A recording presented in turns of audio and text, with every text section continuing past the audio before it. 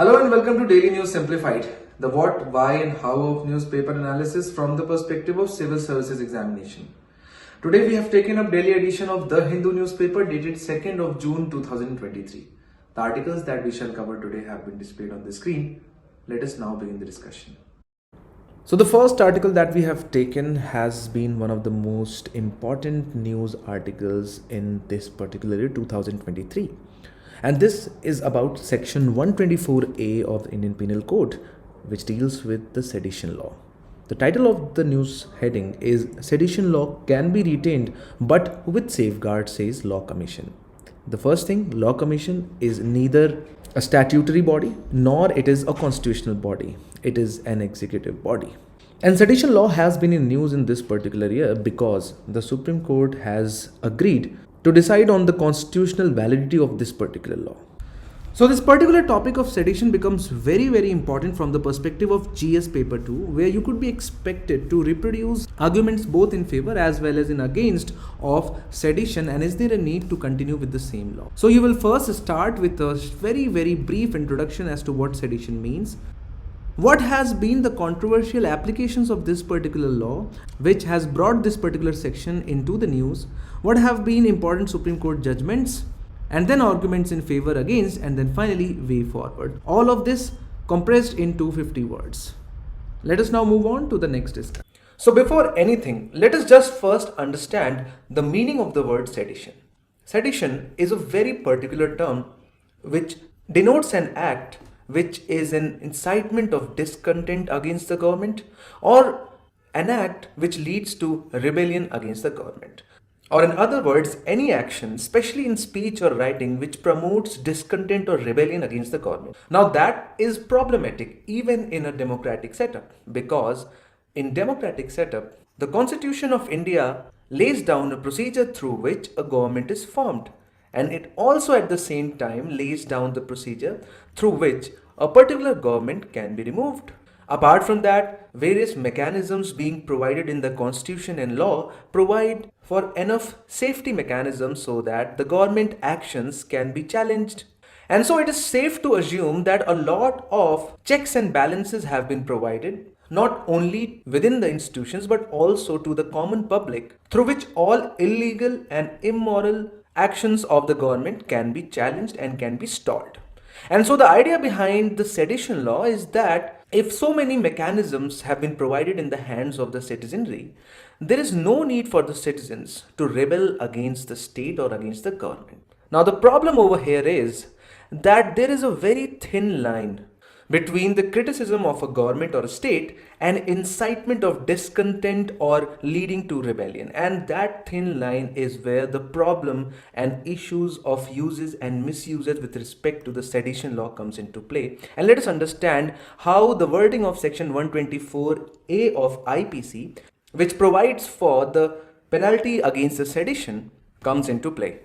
So section 124A of IPC creates mechanism to check sedition in our country. And you should be surprised to know that it was introduced by British Raj in 1870. Now the problem is not that it was introduced by Britishers, because a lot of laws which we use currently have been introduced by Britishers. But the problem is that it was introduced by Britishers in order to check the nationalist movement, in order to arrest and send the freedom fighters to jail. And that's where the problem lies. We are continuing with the law which was enacted to curb our own freedoms, and since independence we have still stuck to the same law which Britishers themselves have repealed.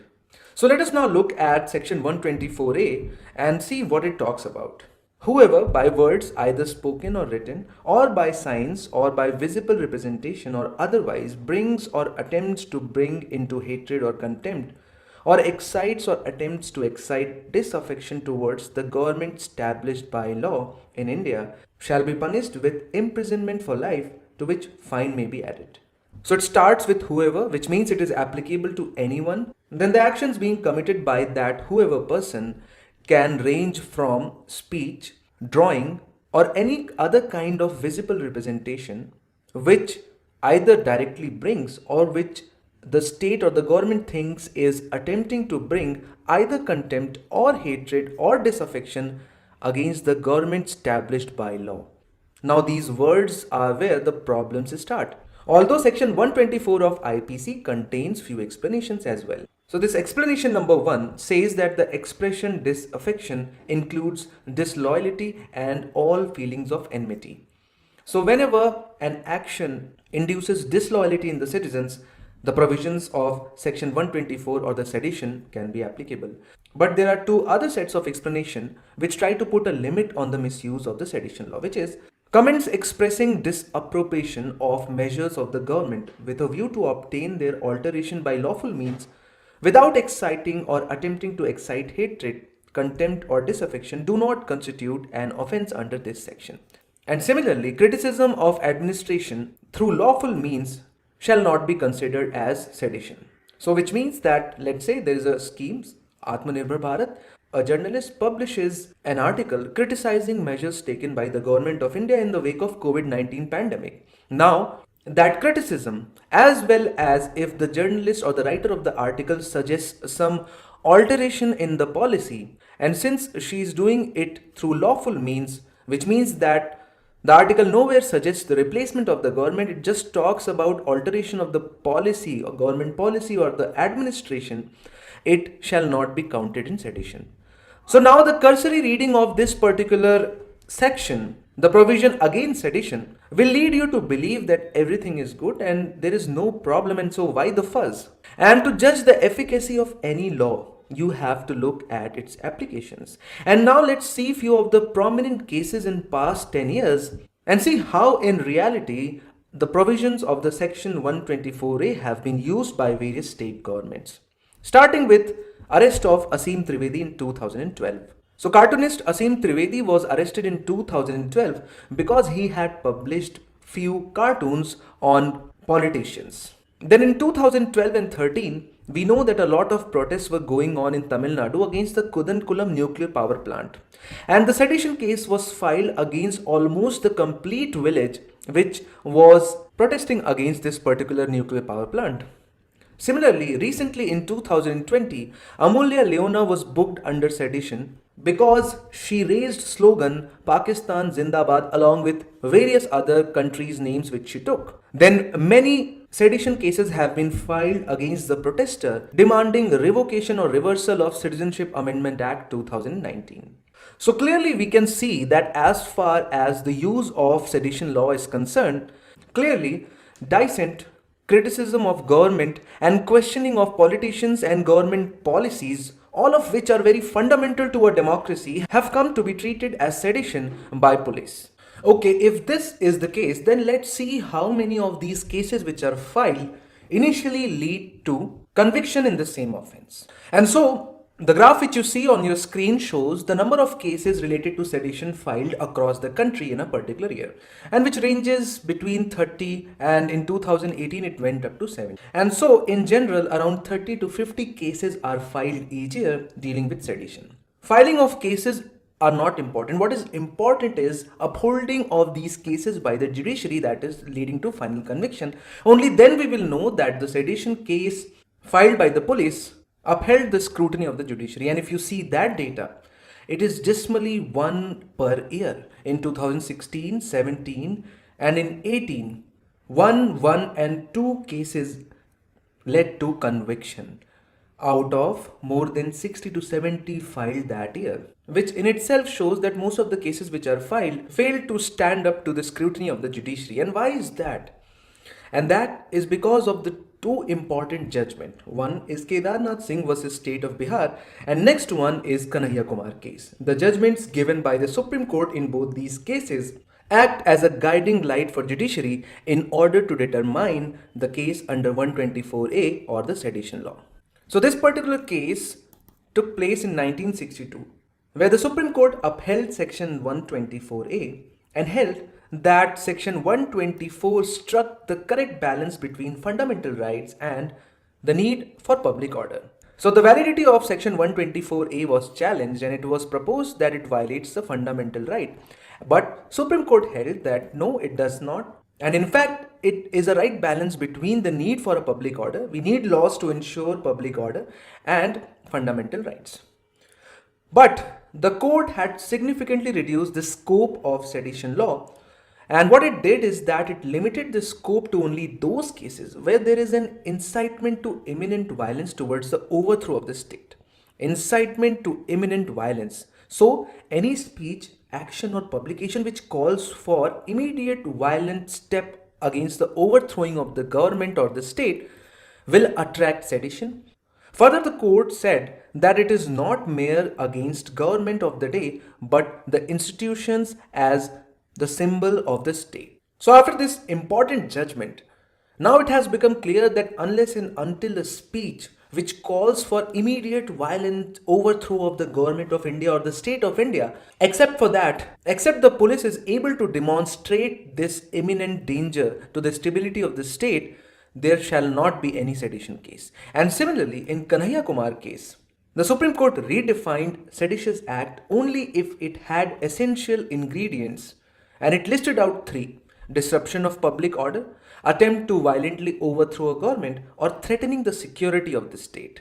And now you can easily understand that why, even though the number of cases which are filed are 50 to 70 each year, but only one or two of them lead to conviction, only because these two Supreme Court guidelines are on work. And now an obvious question which arises is that when the conviction rate is so low, why police even files the cases? And for that, we will have to revisit the provisions of section 124A. We know that this offense is cognizable and non-bailable.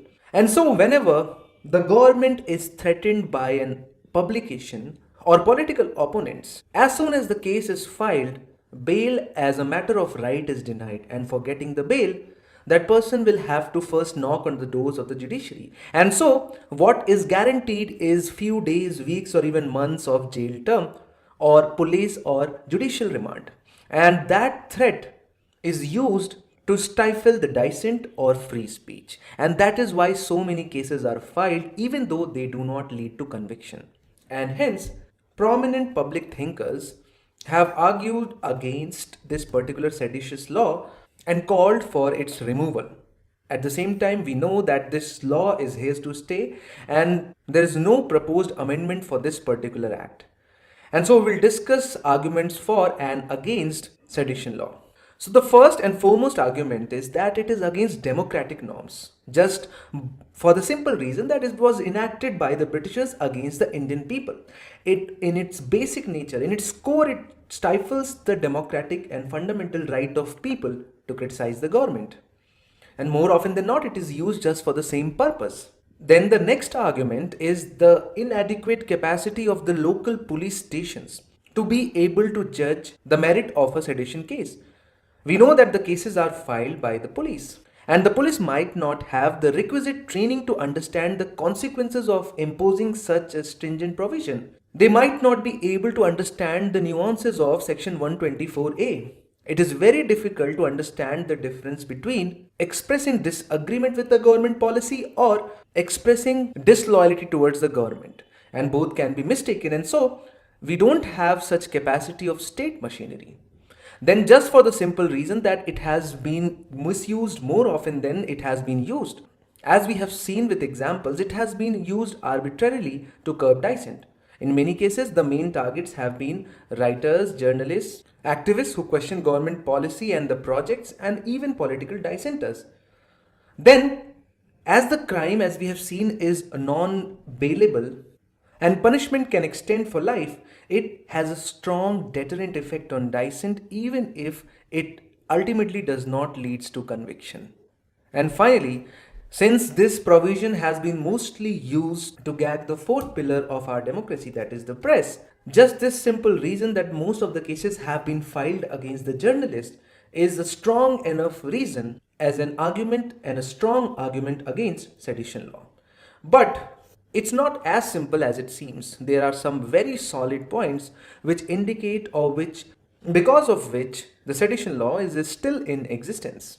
So against the argument that it is a draconian law, the people who argue in favor say that it is not really a draconian law anymore, because now we have Supreme Court guidelines which have narrowed down significantly the jurisdiction of sedition law, and it can be applied only on grounds laid down by the Supreme Court. So the draconian nature has been curtailed, and so there is no need to dilute or remove it. Then, for all those people who say that this particular sedition law violates the fundamental right to free speech, the argument can be made out that Article 19.1 provides for various kinds of freedom, but Article 19.2 provides for reasonable restrictions. And if you see, safety and security of India and any law enacted to preserve that comes under the reasonable restrictions and will not be void of Article 19.1. And so, sedition law is actually an application of reasonable restriction provided for in 19.2. Then the argument that it curbs the free speech also does not hold according to some people, because the explanations given in section 124A have made it very clear that one can use any kind of strong language in criticism of government policies, schemes and actions without inviting sedition. Such freedom or dissent should not be turned into some kind of persuasion to break the country itself. And so that is why it is important to have a sedition law. And then one of the strongest argument comes from the existence of anti-national elements. In our country, we have terrorists, Naxals, who not only incite violence against the government, but also produce literature which tries to sow the seed of disaffection against the Indian state. And so, due to the presence of anti-national elements and divisive forces such as Naxalites, separatists, it is important to have such a provision in law. And finally, for any law, the misuse can never be discounted. Starting from anti-dowry provision to provisions to penalize the murder, all have been misused, and mere misuse of a law cannot be ground for its repeal. And so in the mains examination, you could be expected to not only produce the arguments for and against, but also as a bureaucrat or as a future bureaucrat, come up with way forward or a solution. And so the way forward could be the continuance of sedition law, but incorporation of the Supreme Court guidelines given in Kedarnath case and Kanhaiya case into the law. So Article 124A should be amended to include the grounds given by the Supreme Court in these two cases into the Act itself. Then there is a need for sensitization of the police or police training. They should be sufficiently guided as to where the section must be imposed and where not.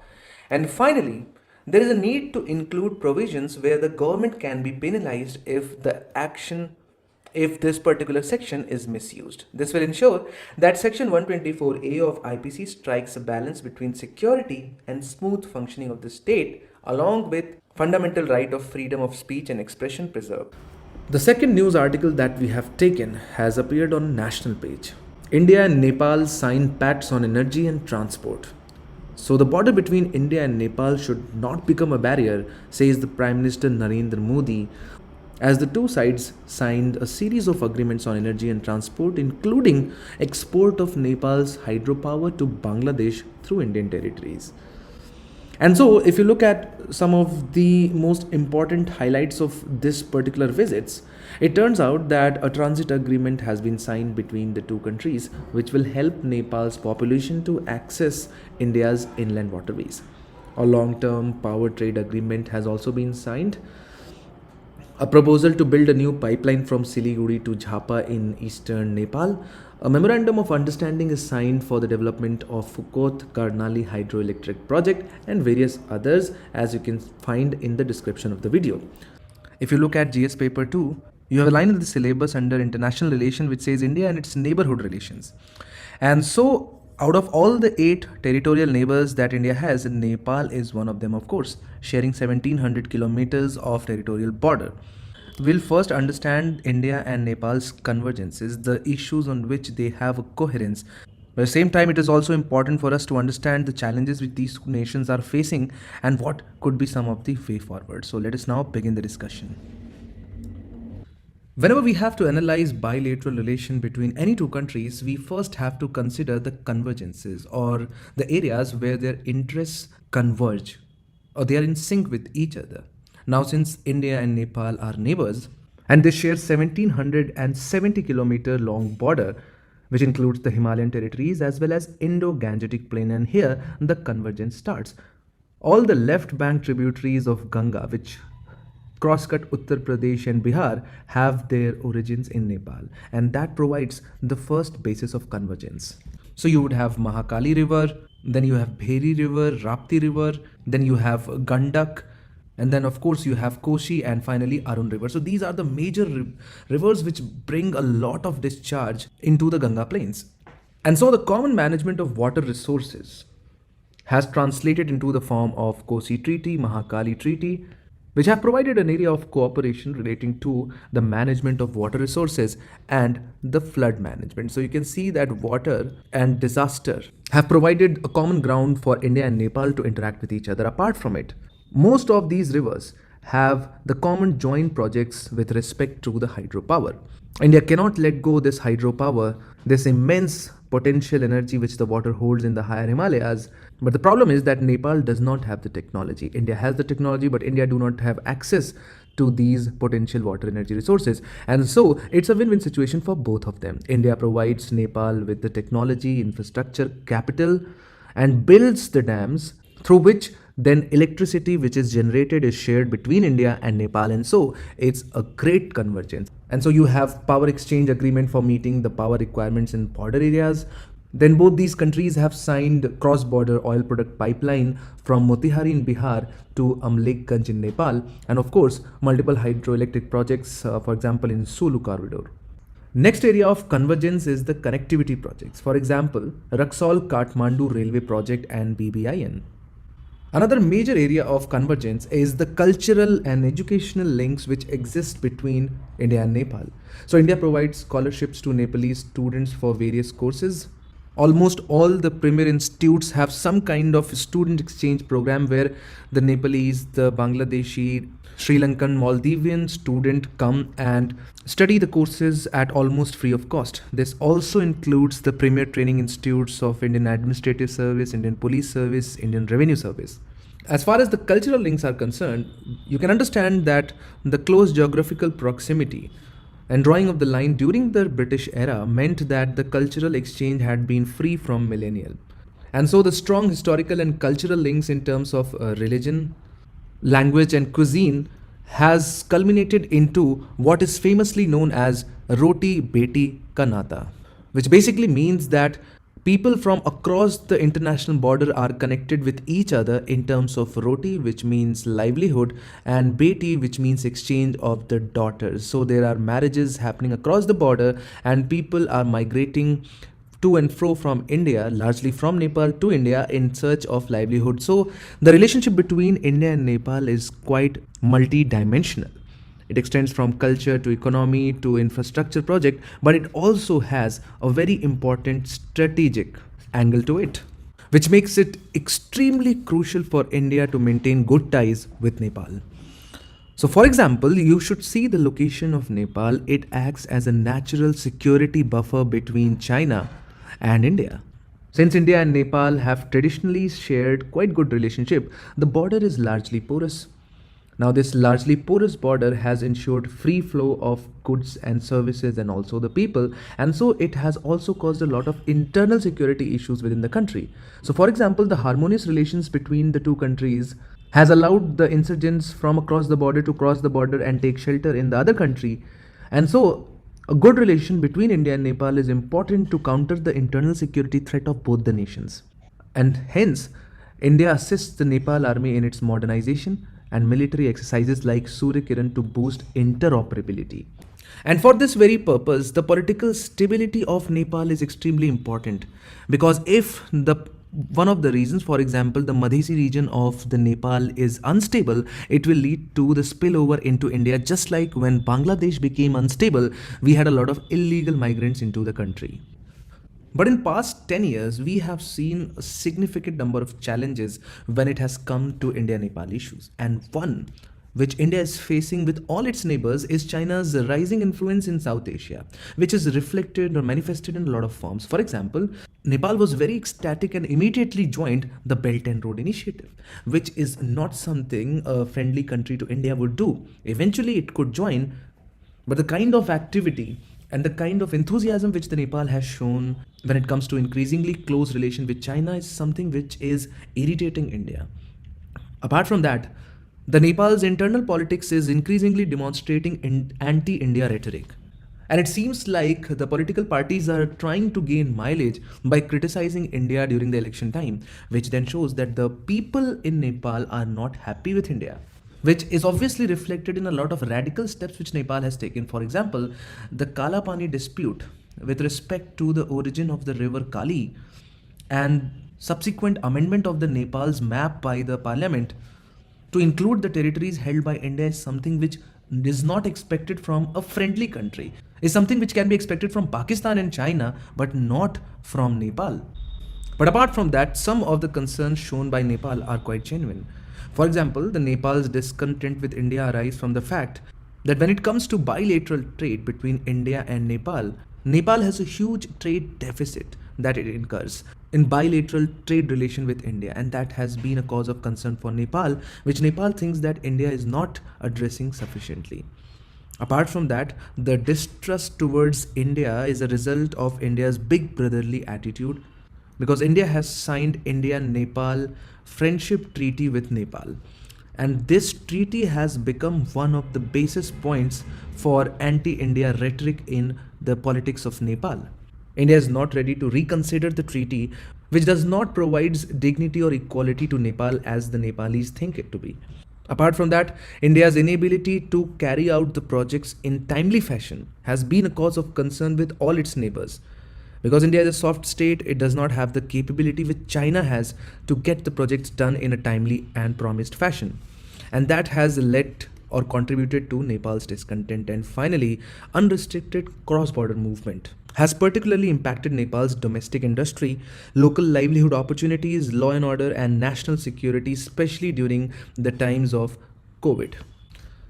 And so it's time for India to focus on multimodal connectivity projects to further integrate India and Nepal in a relationship with respects equality of both the nations, and hence it is also time for India to revisit the India-Nepal Friendship Treaty.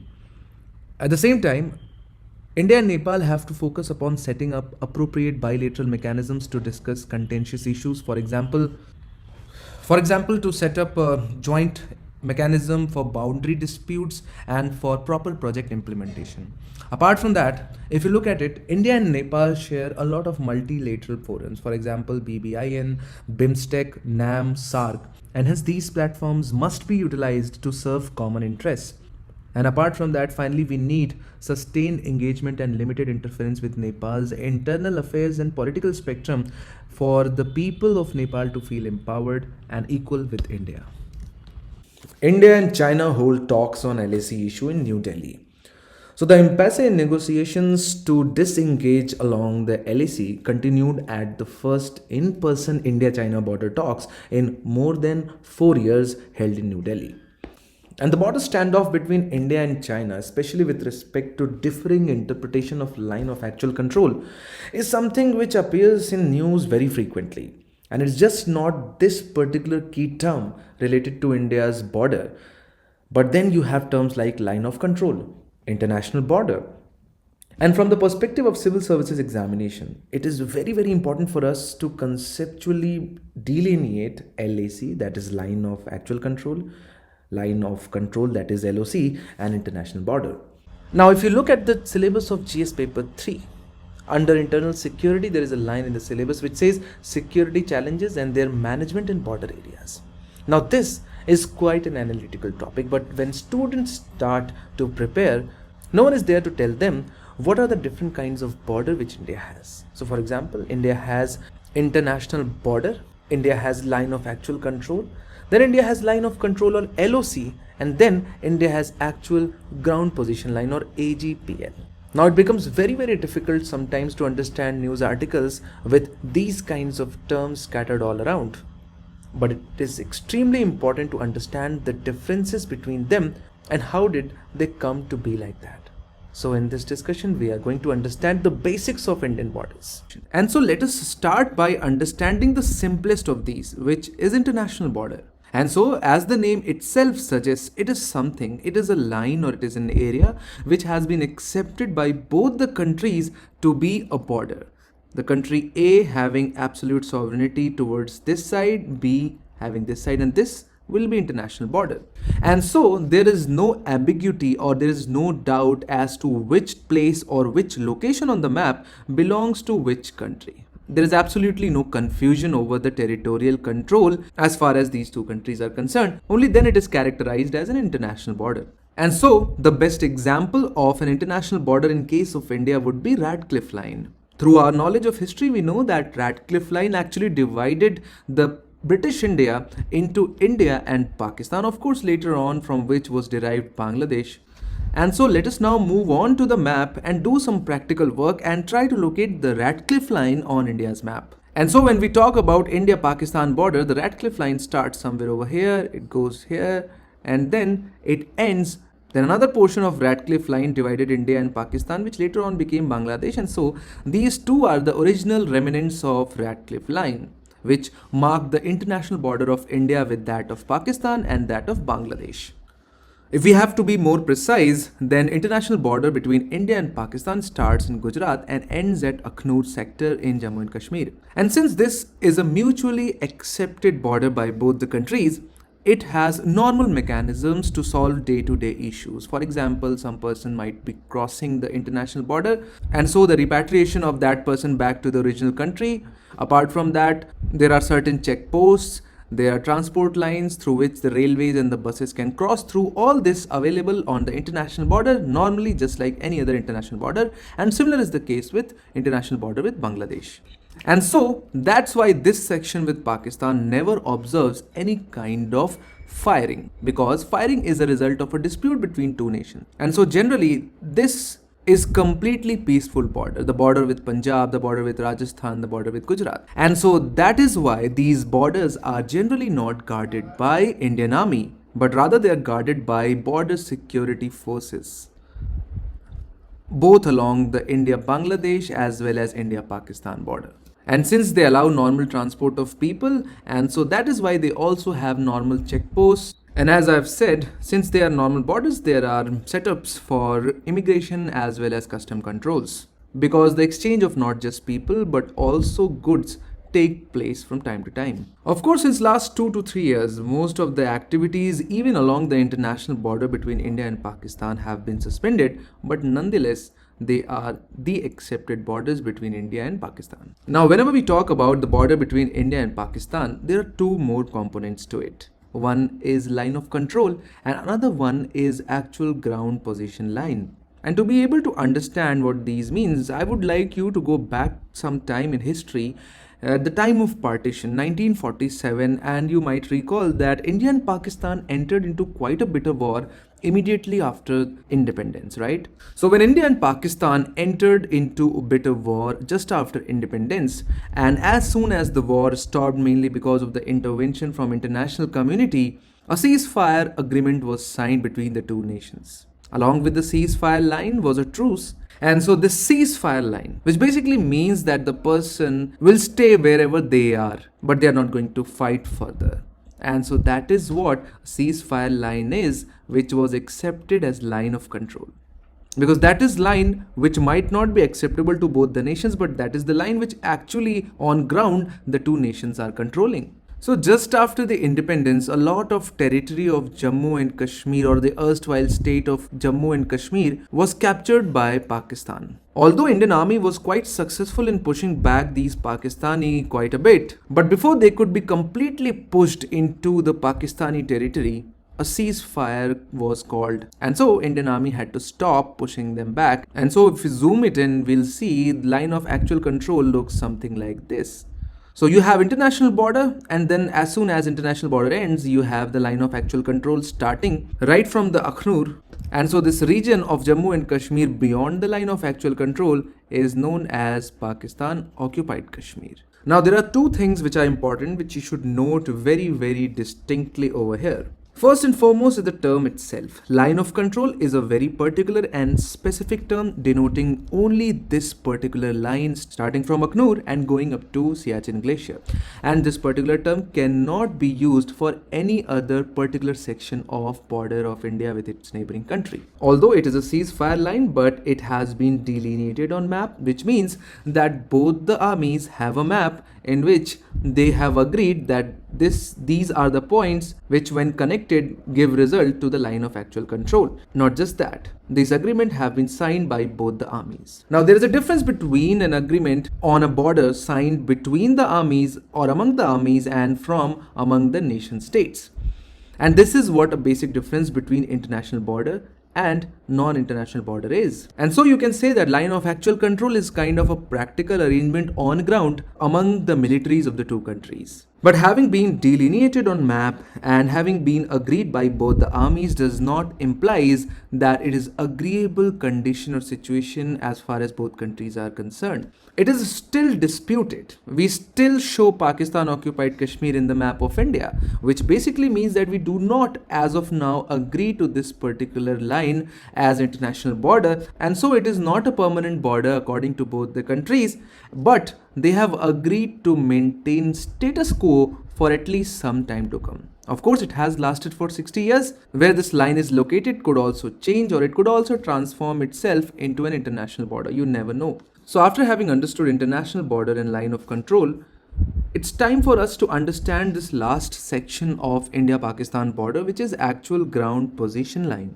which is basically the line which divides India and Pakistan as far as the control over Sedition glacier is concerned. It extends from northernmost point of LOC, which is the point NJ9842, and extends up to Indra Col. Now if you try to understand it on map, there is a point on ends, beyond which this whole region which I am shading in green color was simply not delineated because it is so inhospitable that no one thought anyone could even claim the control over there or could even go there because it is Sedition glacier. And somewhere around here is Indra Col, and a straight line connecting these 2 points is actual ground position line. On western side sits Pakistan, and on eastern side we have complete Sedition glacier to our control. So when we talk about India's border with Pakistan, it consists of international border, with blue color, line of control with black color, and finally the blue color actual ground position line. And so we are left with only one kind of border, and that is line of actual control,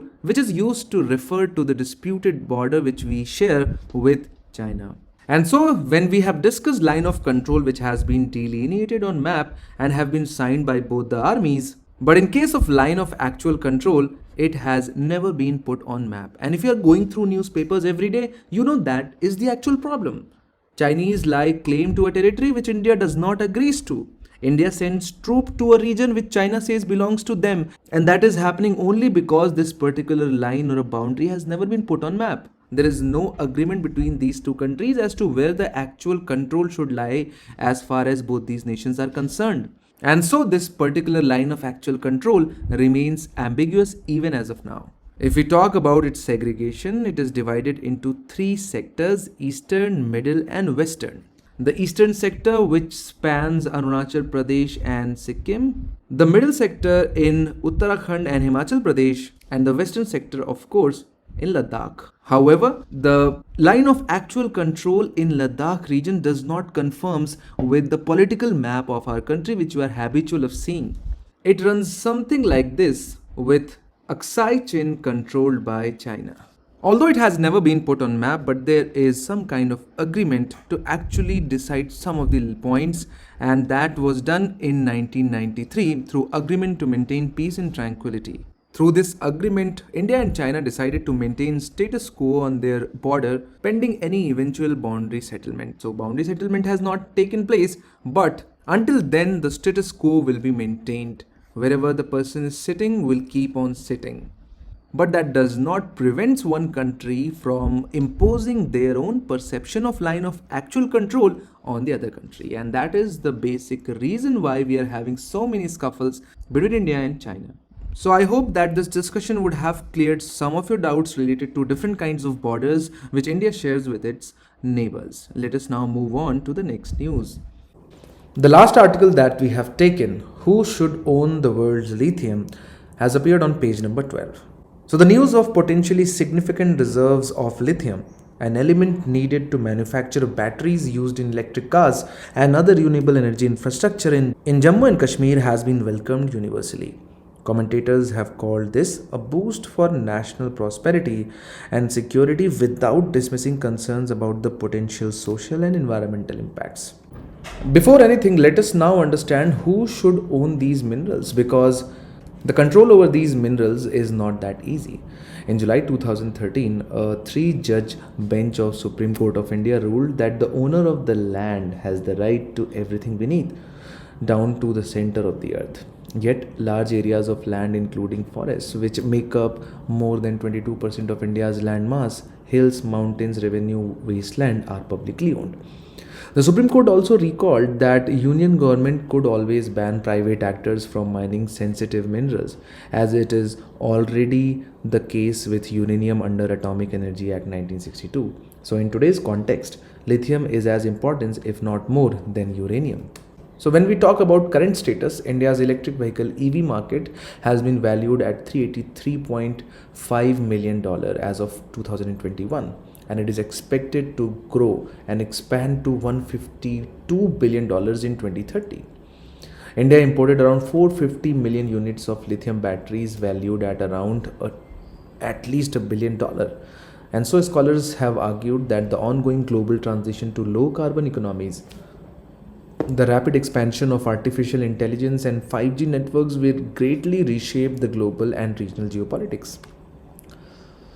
When we talk about the uses and application of lithium, it is used as a scavenger or remover of impurities in the refining of metals such as iron, nickel, copper, zinc, and their alloys.